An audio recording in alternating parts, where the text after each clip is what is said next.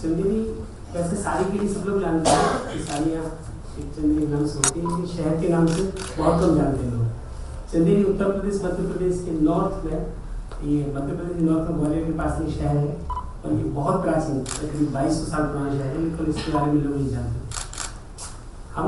मैंने जो तो बुनकर फैमिली से हूँ, बुनकर के बारे में अच्छा जानता हूँ, तो पैदा हुआ बुनकरों में। हम लोगों ने बुनकरों के लिए जो काम किया है वो ये किया कि 700 साल पहले अलाउद्दीन खिलजी के समय में हमारे यहाँ बुनकर लोग आए और वो अभी तक 15 साल पहले तक मिडिलमैन के लिए काम किया करते थे। हम लोगों ने कुछ अच्छे बुनकर इकट्ठा करके और सेंटर ग्रुप बनाए और उनको अलग किया, तो उससे जो खुशहाली आई है, तो आज अगर किसी ने 10-15 साल पहले चंदेरी देखा और अब जाकर देखें तो लगेगा कि हम उस शहर में नहीं है, किसी और शहर में। कितना खुशहाली, लोगों के मकान चेंज हो गए, ट्रैफिक बढ़ गया है, बहुत सी चीज़ें हो गई। दूसरा चीज़ ये कि चंदेरी लगभग 5th सेंचुरी से गुप्ता डायनेस्टी से लेकर के अभी तक आप देखें तो पत्थरों का मकान बनते हमारे चारों तरफ विंध्याचल रेंज से घिरा हुआ है। करीब 450 मॉन्यूमेंट्स हैं, लेकिन लोगों को नहीं मालूम है। स्टेट आर्कियोलॉजी डिपार्टमेंट और भारतीय पुरातत्व विभाग ने उसमें कुछ चुन लिए थे, लेकिन हमारे एक और आर्ट थी जो पत्थर पे काम करने वाले दस्तकार लोग थे। अब चूंकि ईंटों का और सीमेंट का काम होने लगा तो उनका काम धीरे धीरे खत्म होने लगा था। हम लोगों ने सरकार को कैसे इन्वॉल्व करें और कैसे ये हेरिटेज बचे, तो उनका जो 450 मॉन्यूमेंट में से जो प्राइवेट सेक्टर में थे और प्राइवेट ओनरशिप में थे उनको हमने टच नहीं किया और ये लिस्टिंग की कि गवर्नमेंट के एरिया में कौन से हैं जिसमें सरकार का कब्जा है और कुछ भी नहीं कर रहे हैं। तो 40 मॉन्यूमेंट्स को हमने इकट्ठे लिस्ट किया और उसके फोटोग्राफ्स और उनको क्या उसकी कंडीशन किस जमाने का है बना करके और पुश किया सरकार को कि इनको संरक्षित घोषित किया जाए, ताकि इसमें 2 व्यू हमारे थे। एक तो हमारी हेरिटेज बचेगा और अगली जनरेशन को हम दे सकेंगे। दूसरा व्यू ये था कि जो पत्थर के दस्तकार लोग थे जो अपना काम भूलते जा रहे थे और दूसरे कामों में जा रहे थे, उनको कैसे बचाए। तो वो उनका जब रेस्टोरेशन और उनका संरक्षण शुरू हुआ तो वो लोग उसमें इन्वॉल्व होने लगे और धीरे धीरे हमारी विरासत बचने लगी और लोगों को काम मिलने लगा। तो आज कम से कम मैं कह सकता हूँ कि 200 परिवार पत्थर का काम करने वाले उन्हीं कामों में इन्वॉल्व हो गए जो उनका प्राचीन काम था।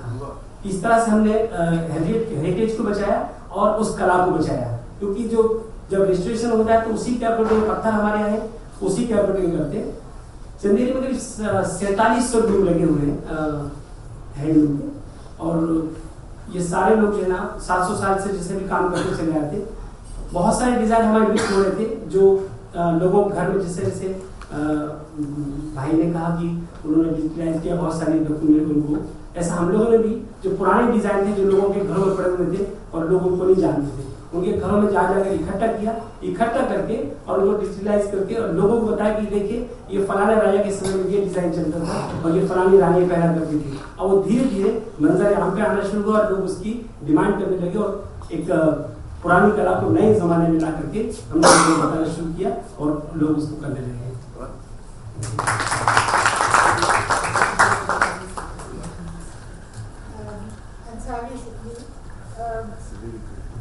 सुन के बहुत खुशी हुई ये काम, मगर फिर भी ये क्यों है कि जो आपके जो चंदेरी के जो डिज़ाइन अभी मार्केट में फिर से आने लगे हैं और बहुत से लोग उसको बनाने लगे हैं, मगर आपकी मेहनत और जो बुनकरों का जो परंपरा है उसकी जिक्र बहुत कम होती है और डिज़ाइनर का नाम बहुत सुना जाता है कि अरे ये डिज़ाइनर आए थे चंदेरी, उन्होंने ये कलेक्शन बनाया, मेरे डिज़ाइन तो आप लोगों की है, तो इसके बारे में आपको क्या?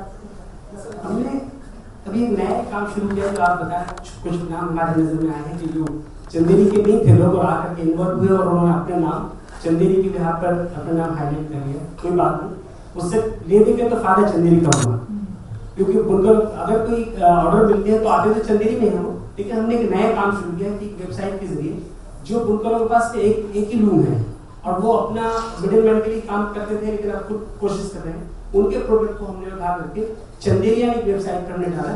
तो उसका जो भी उसकी कॉस्टिंग है वीवीसी मटेरियल की ला करके वो 15 से 20% उसकी प्रॉफिट मिला करके और उसके प्रोडक्ट को डाल दिया, तो सीधा अब उनका बिकना शुरू हो गया। अब इसमें मिडिलमैन धीरे धीरे वो भी हट रहा है और डिजाइनर का भी नाम आ रहा है और बुनकर का भी नाम आ रहा है। चलो ये तो सबसे अच्छी बात। Ma'am, cannot the Indian Council do something for patenting? I'm just going to translate for that. No, Some visitors. Can they not do something for patenting it? You know, there is already a GI registration of Chandeli. Okay. But the thing is Alright. that nobody so far, India has I think 351 GI registrations, but there has not been a single case where someone has taken this and fought it. Because people think that registering for GI is the end of the story. It's of course only the beginning. You have to use it to take action against people who misuse it. It is obvious it will happen. Such things will keep on happening. But cannot DASCAR or Indian Council, can they not help? Can they not come up and support in this area? Yeah. Well, we are doing it, but I must admit that the format in which the GI registration is now done is something that I personally feel is not right either for the artisan or for the public, because it's being done in a very narrow way which is not very useful to anybody. So I think we need to have a lot more discussion. I hope that at some time we will have a seminar on this subject, because I think it needs to be done, because at the moment it's a toothless tiger. Because it has got a lot of connotations, you see. We have a two-way conversation happening here. So I think we've decided that GI should be discussed in a bigger forum. To translate a little of what Ansari Saab comes from Chandeli, which is a very famous place for Indian textiles for many, not just hundreds of years, but thousands of years. They make a very special kind of both fabric, very fine, sort of translucent fabric, and it has very characteristic motifs and designs.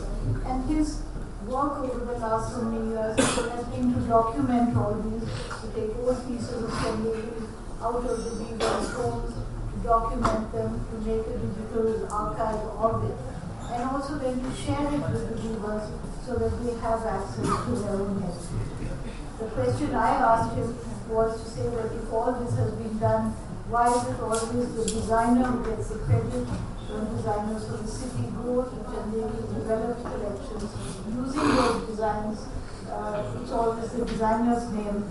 He said it doesn't really matter, because actually the work and the benefit of it does come to the viewer as well. Thank you, Laila.